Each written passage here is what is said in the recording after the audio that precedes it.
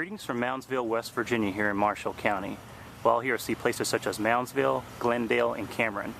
We'll also speak with Dave McConaughey, a local historian, and Joe Parriott, a local book author, and they'll both give us a detailed account of some of Marshall County's history and culture.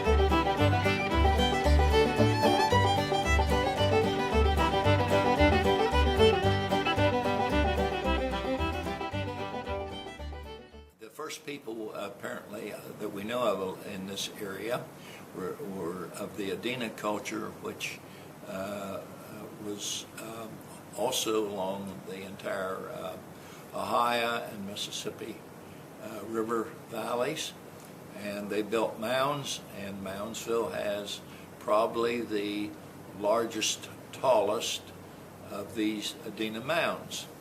And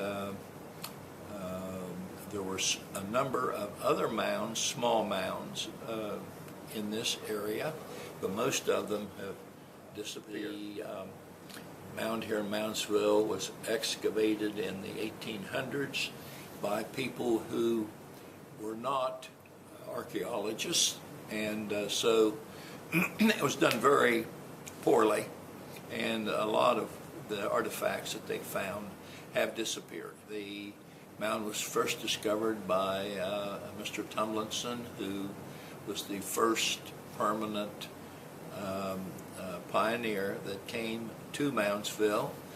This mound is only a few hundred yards from his home, and the story was that he was out hunting and started home. Of course, everything was deep forest at that time, and he started home and he discovered the mound. And so that was the beginning of Moundsville. This was around 1774, I believe, during the beginning of the War for Independence for the United States, that the British had hired the Indians to make war on the settlers in the Ohio Valley, including the few that were in Marshall County. There were a number of blockhouses or forts built, several built in the county, which in some cases were no more than fortified homes. They were made of extra thick logs, and the people would go there when scouts had discovered that there were Indians in the vicinity. There was a massacre in Marshall County of 21 men who, it's called Foreman's Massacre. There was a Captain Foreman and his group of militiamen who came to help guard the Ohio River. They were stationed at Wheeling, at Fort Henry in Wheeling, and they apparently saw the smoke coming from Moundsville, which is 12 miles south, because the Indians had burned Tomlinson's cabin. Tomlinson's had already left their cabin for safety elsewhere, so they marched to what is now Moundsville, to the Tomlinson home. The cabin was already burned. They turned around and started north again, and these people from the South Branch, the militiamen from the South Branch of the Potomac, were not familiar with Indian tactics. They had hired 2 or 3 or 4 local men to act as scouts for them. And so when they started north, they got as far as Glendale, where there's hardly the river is right beside a steep embankment, almost vertical, and where Route 2 is now located.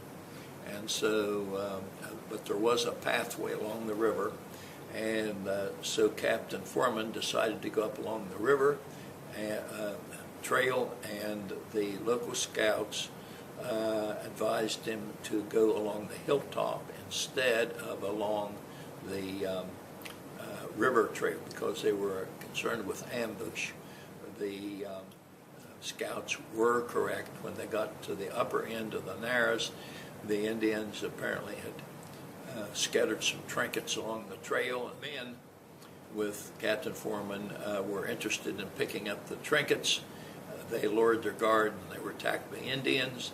The scouts who were on the hilltop heard the noise of the guns, and they ran down the hill as fast as they could and yelling and drove off the Indians. But there were 21 killed. The B&O Railroad was laid through Marshall County simply because the Pennsylvania state legislature had passed a law to prevent the B&O Railroad from going from Baltimore to Pittsburgh. This was caused because the people in Philadelphia thought they would lose harbor business, and all of the harbor freight would come into Baltimore instead of into Philadelphia. So they built a railroad through West Virginia, and as they entered Marshall County, they got just about as close to Pennsylvania as you can get. It's probably no more than a quarter of a mile from the southwest corner of Pennsylvania. This was the first railroad to cross the Appalachian Mountains. It was finished in 1857, but by finished they had not completed the tunnel, the Board Tree Tunnel, which is near Littleton. It was about 3/4 of a mile long. It was the longest tunnel on that stretch of railroad, original road from Baltimore to Moundsville and on to Benwood. The tunnel was dug mostly by Irish immigrants. They lived in camps alongside the tunnel. They were hard drinking from their history in Ireland, and they worked 6 days a week, probably 12 hours a day. On Sunday, they had a day off, and they would drink and fight. They would fight each other, depending on what county in Ireland they had come from. My ancestors, incidentally, came from Cork, Ireland, but they did not work on this tunnel. But the people that were directing the tunnel, the excavation, they had to divide the men into crews depending on what county they were from. So the tunnel was dug. The police had gone out there on a number of occasions to settle the fighting. And so the tunnel was just finished in time for the Civil War. And it was very important that men and materials from this area could be sent to clear over into Virginia. Marshall County was not directly affected by the Civil War, other than having approximately almost 1,700 men from Marshall County that were in military service. They accepted older men at that time. There were many incidences of fathers and sons, both being in the service. The railroad had been established, so there was a lot of people and freight that went through the county. Altogether, there was something like, I think, around 150 men from Marshall County that did die during the Civil War, approximately 1/3 from disease, 1/3 from fighting, and about 1/3, or maybe a little bit less, from being prisoners of war. And there was a cannon placed on top of the mound as a defense for the city. During the war, it was never used. There was no sympathy for the South in Marshall County, except possibly one area where Lynn Camp, where there was a Southern Methodist church. It's my understanding also there were a group of young men from, I think, from the Cameron area that went down to a ravine, a hollow off Fish Creek, and stayed there for, I don't know, maybe 2 years, avoiding military service. Moundsville grew very slowly. By 1890, there were, I think, 2,500 people living in Moundsville.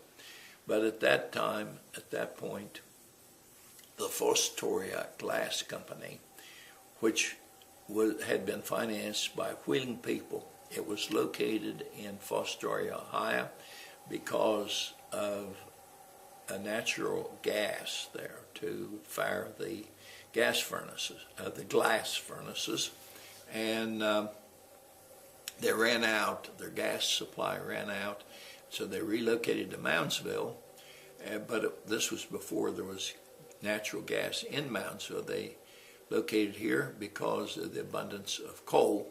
They located the Fostoria Glass Company right almost against a shaft into a local coal mine that had been dug probably 10 years earlier than that, just to provide coal for the local people. They converted the coal similar to a coke oven. They converted the coal and used the gas that comes off the coal, which is methane, to fire their furnaces until the natural gas was discovered and was plentiful in this area, and it was far cheaper than the gas elsewhere in the country. Shortly after Fostoria settled in Moundsville, there were a number of people, including one or two from Baltimore and one or two from New York City and 2 or 3 people from Wheeling and Moundsville, decided that Moundsville should become an industrial community. They purchased 700 acres. They laid out streets and houses, streets and lots for houses. They then they enticed manufacturing companies to settle in Moundsville. It was an ideal location in that it had good railroad transportation, north, south, east, and west. It had river transportation, and it had an abundance of cheap labor from rural people that had grown up knowing nothing but hard work and low wages. Being no railroad along the river, there was a railroad spur about a mile long that was built up Parr's Run. The coal mine and Fostoria Glass Company were along this spur. A U.S. stamping company was established next to east of Fostoria, and it manufactured pots and pans and other metalware used in house and homes throughout the United States. There was also a brick manufacturing plant along Parr's Run. They had 8 beehive ovens for curing the brick, so it was a rather large operation.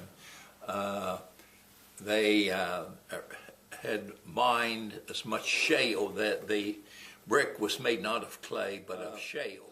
The brick facility, they quit making brick in 1923, I believe, and switched to a structural grade hollow clay tile, which they manufactured till about 1932, when they were put out of business by the Great Depression. There were a number of woodworking companies here in Moundsville, probably 4 or 5 different ones. There was a company that made handles for brooms, because there was a broom factory in Moundsville. There was a company that turned the shavings from wood to be used to stuff mattresses with. The mattresses were made in Wheeling, and there were 2 or 3 boxcar loads of shavings a day transferred from Moundsville to Wheeling. There was a stave making facility that made barrels and crates for shipping glassware from Fostoria. Coal mining became quite an enterprise here in Marshall County shortly after 1900, and I counted, I think, 17 mines that had been opened up here. And the whole coal mining industry was overdone in the early 20th century. Men bought up acreage of the coal seams for maybe $3 to $10 an acre, and they took options on buying the coal seams from the farmers, and then when they had accumulated maybe 1,200 acres of coal, they would sell it to a coal mining company.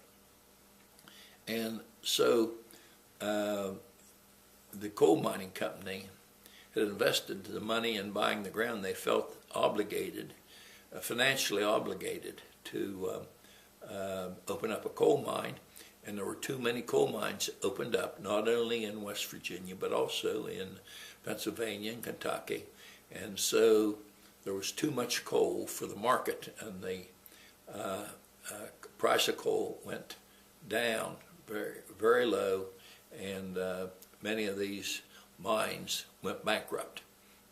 Some mines were bankrupt 2 or 3 times, and the only thing that the owners could do, the only thing they could save on, was on the wages that they paid to the miners. So the miners had a very poor income, and it was very dangerous, dirty work. Today we have 2 mines in Marshall County that put out, I think, probably maybe 10 million tons each. They used the longwall mining system. The coal seam here, we have 5 coal seams in the county. There's only 2 of them that are thick enough to be of any commercial value, and the one is a poor quality coal, so the only coal seam here that's mined is the Pittsburgh number 8 seam, and within the next, I don't know how long, 20 years or so, it'll all be gone. There will be no longer any coal in Marshall County that's minable. Marshall County became blessed with not only a boom in coal production, but also at the same time a boom in production of oil and gas, mostly gas, in the early 1900s. There was many as 55 trains a day going through Moundsville. The railroad sidings, Rosaries Rock, Glen East, and Cameron, were full of these cars waiting to be unloaded, and horses and wagons carried the pipe and the other materials for drilling the wells, carried them to the well sites, which were up to 10 or 15 miles away from the railroad siding. U.S. Steel built a steel mill in Benwood, complete with a blast furnace, and they manufactured pipe to be used in the gas fields, tubing and casing for the well itself, as well as pipelines across country. All of the pipelines were dug by hand. They had as many as 500 men working on one line digging the pipeline. There was a tremendous need for people. There were a lot of immigrants from Eastern Europe and the Mediterranean area that came to Marshall County to work either in the coal mines or in the steel mill or digging these pipelines in the gas fields. And there was quite a cultural conflict between the establishment, which initially were people from the British Isles, and a few Dutch and a few French and some Germans that had migrated into Marshall County from the Wheeling area. However, their children went to the same schools. They sat side by side in the classrooms. The adults, the families, lived side by side. There were many of the establishment people that moved to Moundsville, Benwood, and elsewhere to work in the mines alongside these recent immigrants. After a generation or two, there was a blending of the people. They learned to live together, and it was, I would think, an ideal situation for the immigrants.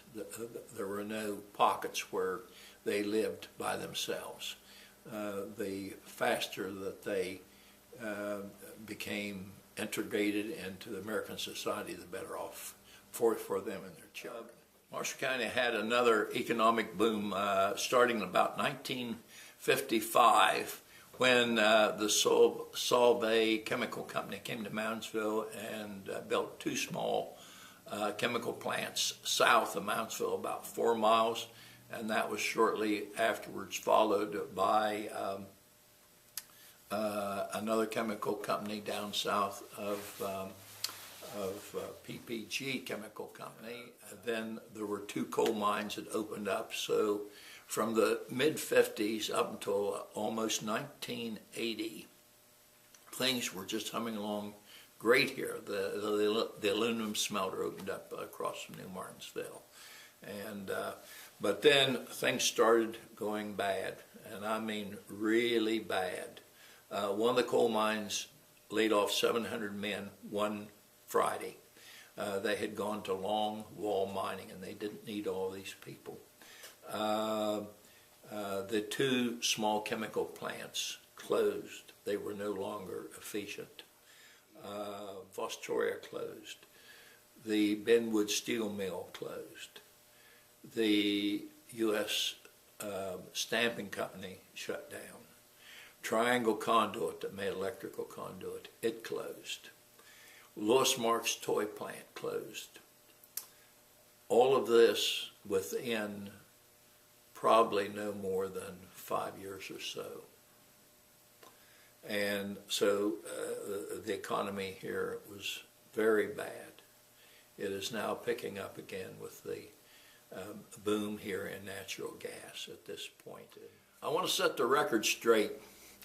Moundsville did not turn down the opportunity to have the state university and pick the penitentiary instead. That is dead wrong.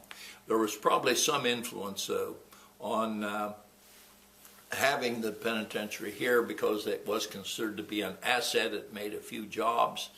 And later on, there were, and not only West Virginia, but other states as well, had what they called prison industries. And they would have hundreds of people. They had buildings, 2 or 3 story brick buildings inside the prison walls.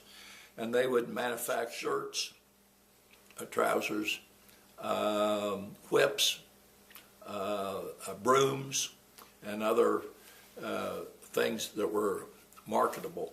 This went on until during the Depression, when the labor unions throughout the United States had Congress pass a law that prisoners could not compete with civilian labor.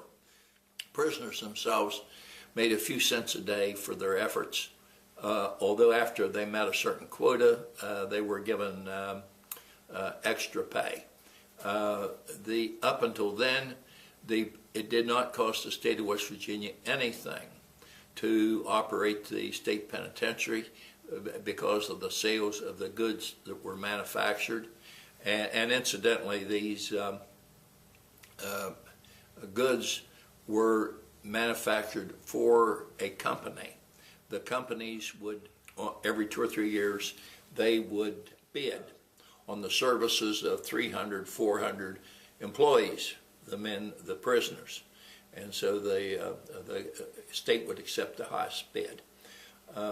They also had a prison farm where they grew a lot of pork. They grew vegetables, fruit. They even had a prison mine where they mined coal to operate the boilers that heated the prison and provided power for the penitentiary. They had a cemetery for the prisoners that was about 3 miles away from the penitentiary. It was real self-sufficient until after World War II. There were numerous escapes from the penitentiary. The best way of getting out was to work on the prison farm because they had built a camp out at the farm. They built the camp out there because the prisoners had been smuggling so many things into the penitentiary. So they had a camp out there they called Camp Fairchance. And these were the most trustworthy prisoners that they could find. However, when they had the opportunity to escape every once in a while, some of them would. There was one humorous escape. This is toward the end. This was probably probably 1990 or thereabouts. They had a small greenhouse built up against the outside wall of the penitentiary on the east side. And they had 2 convicts that worked in the greenhouse. And one of them had been a coal miner. Well, what happens when you give a coal miner a shovel to work with? He dug his way out. And they dug a tunnel under the wall of the prison, and it took them quite a while. And they had an electric light in it and a ventilating fan. And so the 2 or 3 of them went out under this wall, under the wall, and got away. They were caught shortly thereafter, but it showed a lack of diligence on the part of the guards. Back in the 1960s, there were a bunch of do-gooders nationally that felt sorry for the poor prisoners. This is throughout the nation. And so they should be treated better. Well, it got to the point here that they weren't allowed to work. They couldn't work in the fields. They couldn't work here. They couldn't do anything. So they were just locked up in their cell. And they were far happier out working than they were locked up. And so they gave them a library so they could study up on the law to find out how they could get out legally. And so there were several killings in the penitentiary of one convict, one prisoner killing another, until Archmore became governor. He hired a fellow that had been in charge of military prisons. Gordon Kircher was the fellow's name. And he knew how to run a jail. He was strict, but he was honorable, and the prisoners liked him. They knew that they would get fair treatment from him. He was probably one of the best wardens we ever had. Some of the early settlers in the Cameron area were the Himes brothers. They homesteaded basically on the area that is a farm that I own right now. It was in the early 1800s. They were around when there were still bears and Indians running around, and there are several stories that I've heard, I believe, were associated with the Himes brothers.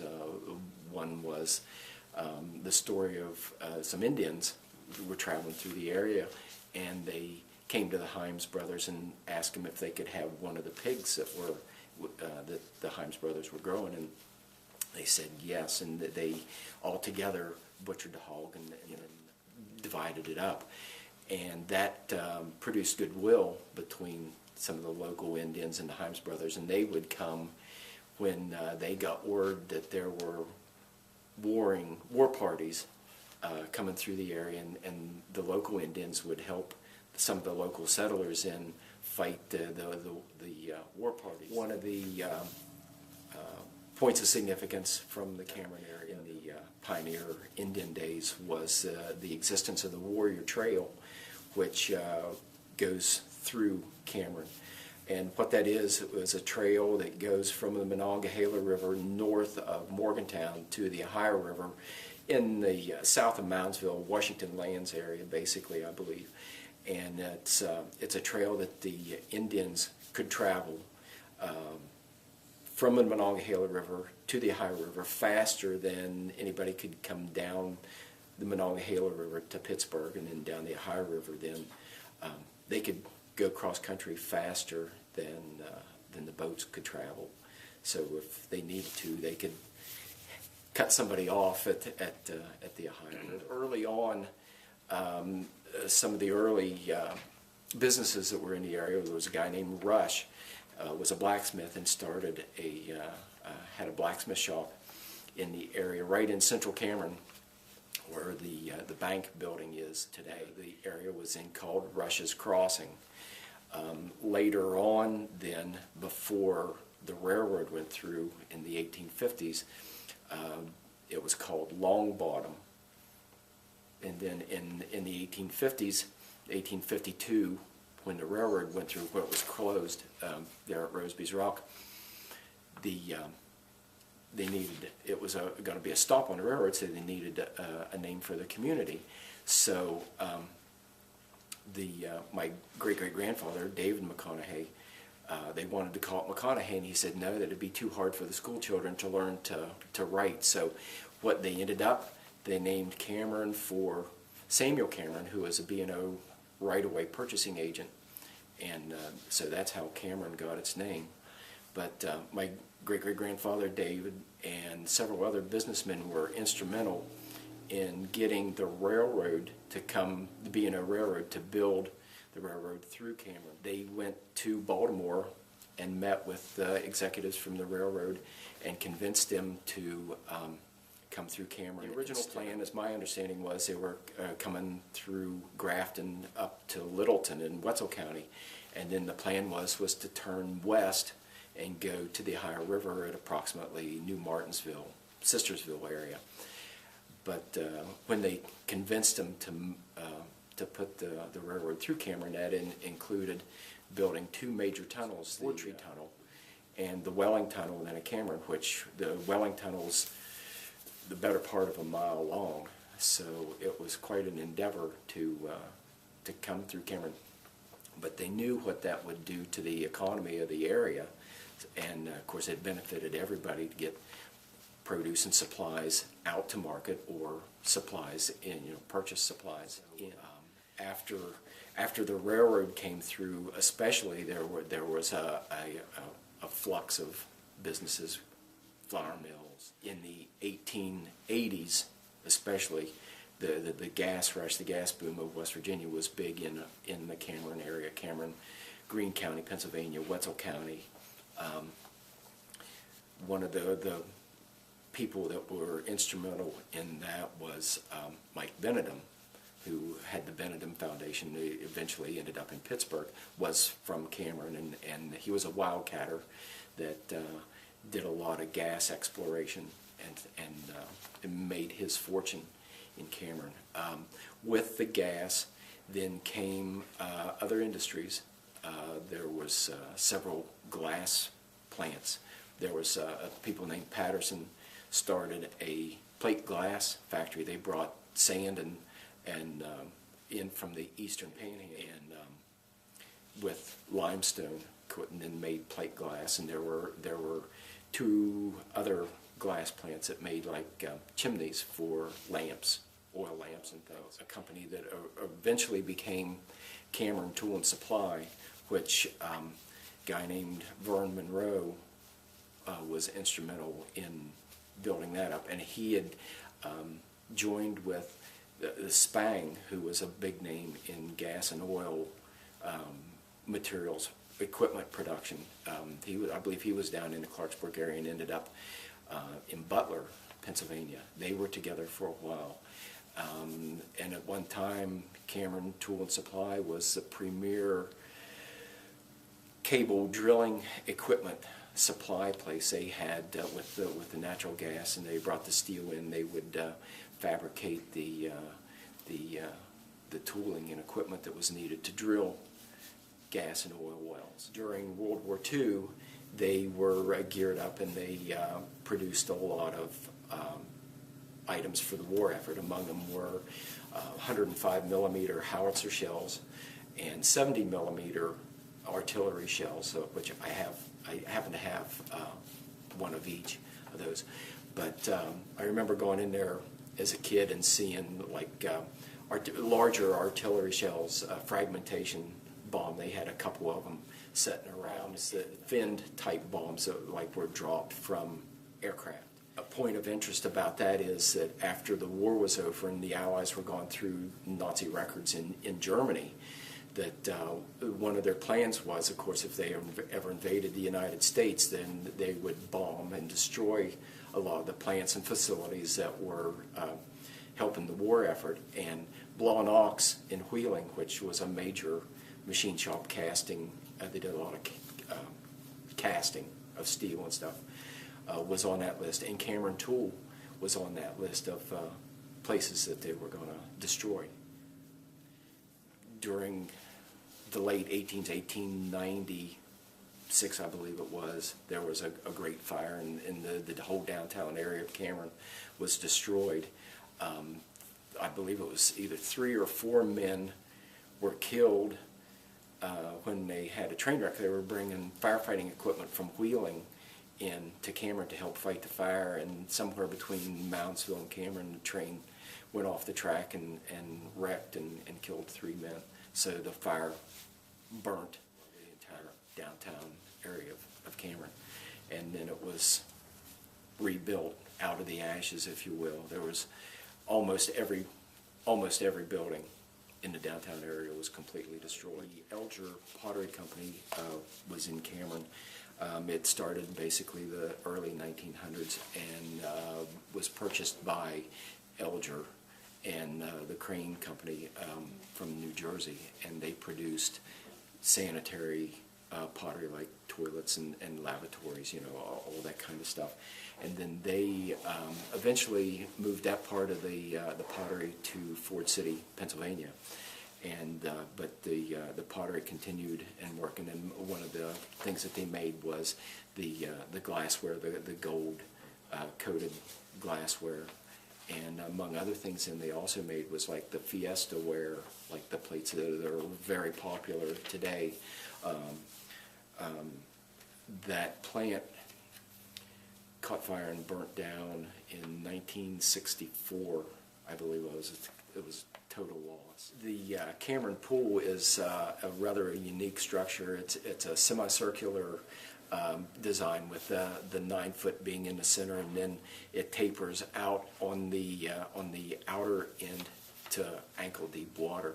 Originally it had diving boards and things, and there was a moat like around the outside that had sand, so it was kind of like at the beach where you go across the sand into the water. But they took the sand out of there because the sand was so hard on the impellers and stuff in the pumps that it was tearing things up, so they got rid of it. It's probably the last pool of its design. It was built in the 1930s by the WPA, and an interesting story is that when they were digging the hole for the pool, that they thought they struck gold, and the town was literally on its ear for a couple of days till they got the assayers report back, and instead of being gold that was worth several dollars an ounce, it was worth about $3 a ton.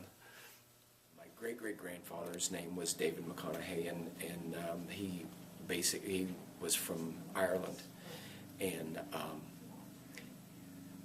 he was kind of a hellraiser and a rebellion, and during the early 1800s he was fighting with a group that was at war basically in Ireland with the King of England because of their occupation in Ireland. And the story that has been handed down that I'm familiar with was that he and his group of rebels were fighting the King's soldiers in some harbor town. I'm not sure what town it was in Ireland.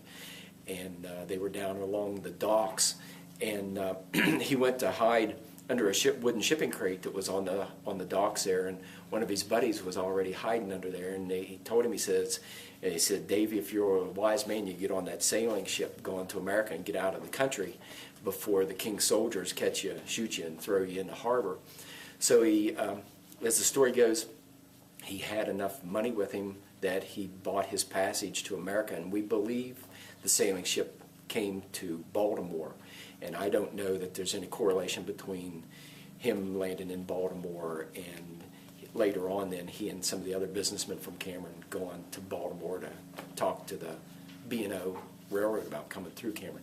But anyhow, he made his way to Wheeling, which his brother Robert and his family was already living there, and we think he stayed with them for a while till he got established. He worked at the Wheeling Exchange Bank for several years and saved his money and bought 1,000 acres of ground in the Cameron area, which later on then a lot of the lots were sold off to people that were wanting to build in the Cameron area. The house that he built, originally there was a log cabin there.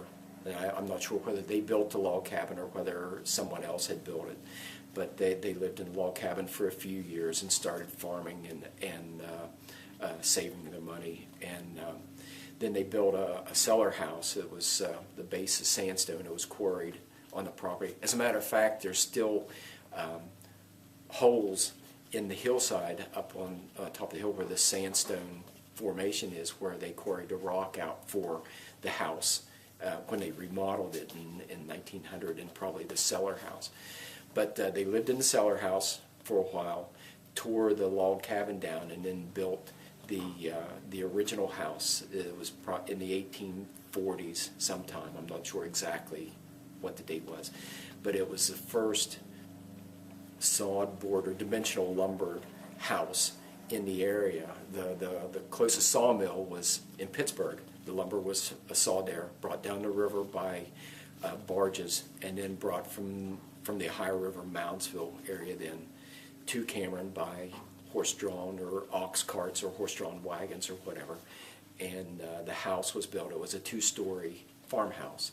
And as the story goes, some of the people would say, like on Sunday afternoon, let's get in our horse and buggy and go to Cameron and see that sawed board house. That house was remodeled in 1900 into a three-story Queen Anne Victorian house, which is still in existence today. My mother and father lived there. My father's deceased, but my mother still lives there. But it belonged to the other side of the family. My great-great-grandfather had, among other children, two sons. One was my great-grandfather, Samuel, and then his brother, D.W., David White was his, David White McConaughey was his name.